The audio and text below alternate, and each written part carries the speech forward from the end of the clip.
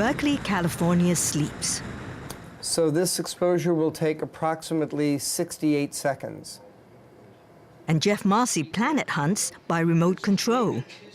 We can actually use this world's best telescope from 5,000 miles away, monitoring the quality of the data going from star to star throughout the night. Operators at the Keck telescope in Hawaii facilitate Jeff to take images of about 40 stars, and he'll later look for the exoplanets near them. He shared the Shaw Prize for Astronomy in 2005 for proving there are planets outside our solar system. The UC Berkeley professor has used part of the prize money to help fund a $12 million telescope at the Lick Observatory at Mount Hamilton, California. It's called the Automated Planet Finder.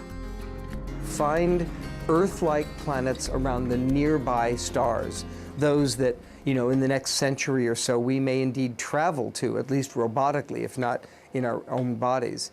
But I do have some pursuits that I really want to follow passionately. Finding life, even microbial life, would be the breakthrough of the decade for sure, if not the millennium. Finding intelligent life elsewhere in the universe would be better than discovering fire. Probably the greatest thing that the Shaw Prize offers somebody like me is the capability to try something even riskier, like hunting for ET. Sounds crazy. And if I fail, people will say, yeah, the old guy went crazy on us, too bad, but maybe we'll be successful. And so I feel like I'd love to give it a shot. The astronomy laureate in 2009, Frank Hsu, used his Shaw Prize money to start a special scholarship fund at Taiwan's Tsinghua University for students studying social sciences. 5 scholarships have been awarded. Gives them recognition, gives them encouragement, and they're not so common in those fields. So I still have not used up all the money. In 1964, Frank helped publish a paper on the spiral arm structure and density waves in galaxies that remained a key fundamental theory in astrophysics for 4 decades.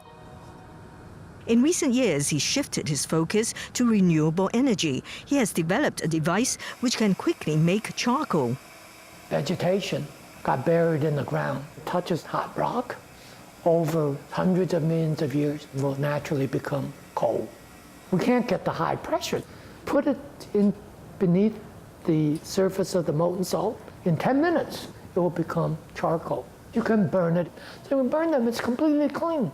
The ash that's left over used to be used as fertilizer. Some portion of it is not burnt. Is either used to make airplanes or in cores of nuclear reactors. It's possible to grow the economy at the same time that you improve the environment. One morning, I got an email saying that I got the Shaw Prize. Of course, I was very happy. I shouted to my wife, I said, gee, I've just got $1 million. Not quite. Hong Kong-born Kan Yut-wai shared the first Shaw Life Science and Medicine Prize with 3 other scientists. Kan had discovered gene mutation caused thalassemia and was the first to diagnose the disease using fetus DNA in amniotic fluid. He's also chaired the Shaw Selection Committee in his field since 2006. Currently, Kan is looking for a cure for thalassemia with a technique to form stem cells directly from skin cells without using embryos, developed by another Shaw laureate, Shinya Yamanaka. People have demonstrated it in a mouse model of human diseases, but to translate it to human, my guess is will be 5 or 10 years. I had told Yamanaka that if it hadn't for discovery, I probably would have retired. Now 78, Kan rests at weekends with his wife at their vineyard in California, where they live. He says a lack of funding has hampered research work in the U.S. Because, of the economic situation, sometimes they only support 10% of the grants that got reviewed. A lot of young people get discouraged because they cannot get a grant. Everybody in the U.S. is worried about it. With economic woes in Greece expected to last a decade, native son Dimitris Christodoulou is saving his half of the $1 million math prize he won in 2011 for discoveries including a short pulse method for analyzing the formation of black holes. The perfect ceremony. It was in particular great to see Sir Run Shaw because he radiated in some way like a saint. The Shaw Prize is the closest analog to a Nobel Prize for mathematics. It brings the attention of other people to what you're doing. It has contributed to having a much closer relationship with China and with Hong Kong in particular. He's garnered a group of protégés in these parts while still teaching at Zurich University. When I retire, which will be in 3 years' time, I tend to have even more contacts with China. When Lyman Page won the 2010 Astronomy Prize, he had just taken out a loan on a 37-foot boat.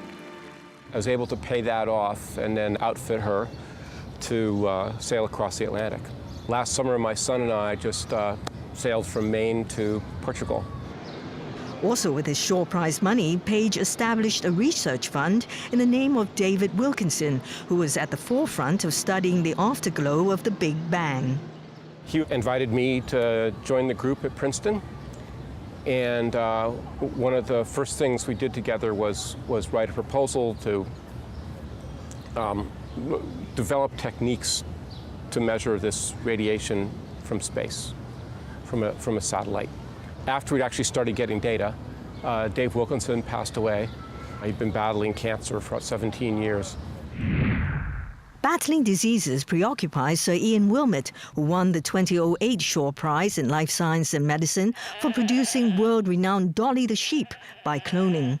2 years ago, he became director of this regenerative medicine centre at Edinburgh University.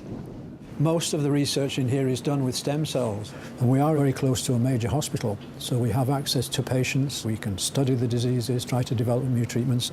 One of the projects is to understand motor neuron disease. Another is to use stem cells to treat people with liver failure. To take some of these projects through to treatment of patients. It will take a number of years, but it would be very satisfying to be able to do that before I finally retire. The attention that was created by the Shaw Prize, the additional recognition of our research, was to give me the opportunity to work longer here. I'm now 69. Professor Wilmot has a 1/3 share of the prize. We use some of it for the family, and I've used it to support students, postdocs who were running out of money, and also to take people to meetings. It's very important that young people get the chance to advertise their work and to listen to other people. Recently he's tried to slow down a little bit so that we have a little bit more time to spend together and with the family too. I think what we'll do is progressively take more and more holidays until it gets to be a habit, and then I don't go back to work.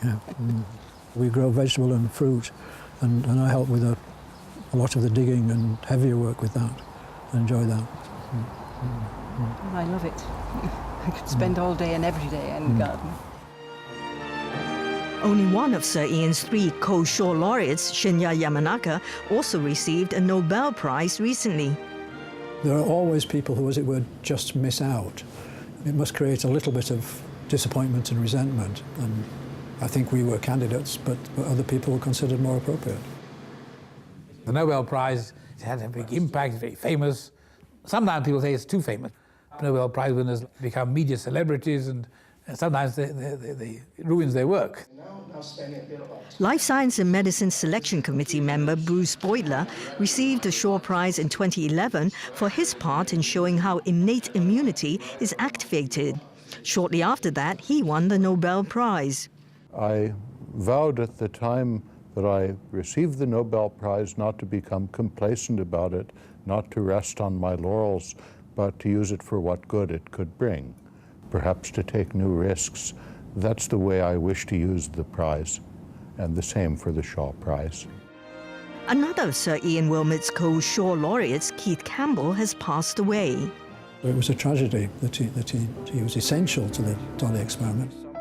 Also deceased are Professor Chen Xingchen, 2004 math laureate, Vladimir Arnold, math winner in 2008, and Sir Richard Doll, Life Science and Medicine, 2004. He was a pioneer in linking smoking with lung cancer. He had won 32 awards, none on display. I've just been so lucky in life. How would you like to see the future of the Shaw Prize? That we have a continuing high-quality impartiality, that people would applaud the decisions. Given the growth of science in China and India, I would expect to see more laureates coming from that part of the world. I hope you will maintain its reputation and the profile being raised, internationally. It has been doing well. Well, thank you for watching our show. It will be re-aired on Tuesday and Saturday, as well as on tvb.com. Until next time, from the Pearl Report team, good night, good luck, and good health.